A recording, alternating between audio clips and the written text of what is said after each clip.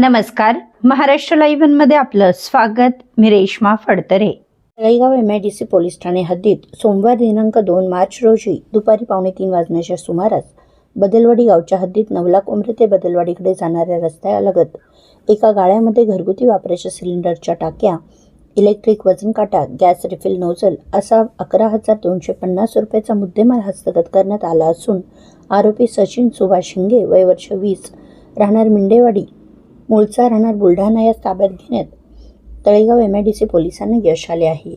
याबाबत पोलिसांनी दिलेल्या माहितीनुसार वरील वर्णनाचा मुद्देमाल ज्वलनशील पदार्थ असल्याचे माहीत असताना तसेच आजूबाजूच्या लोकांच्या जीवितास धोका निर्माण होईल हे माहीत असताना बिगर परवाना घरगुती सिलेंडर बेकायदेशीररित्या विक्री करण्याच्या उद्देशाने साठा करून स्वतःच्या ताब्यात बाळगलेल्या स्थितीत मिळून आल्याने पोलीस हवालदार अनंत रावंत यांच्या फिर्यादीवरून सदर इसमाविरुद्ध तळेगाव MIDC पोलीस ठाण्यात गुन्हा दाखल करण्यात आला आहे.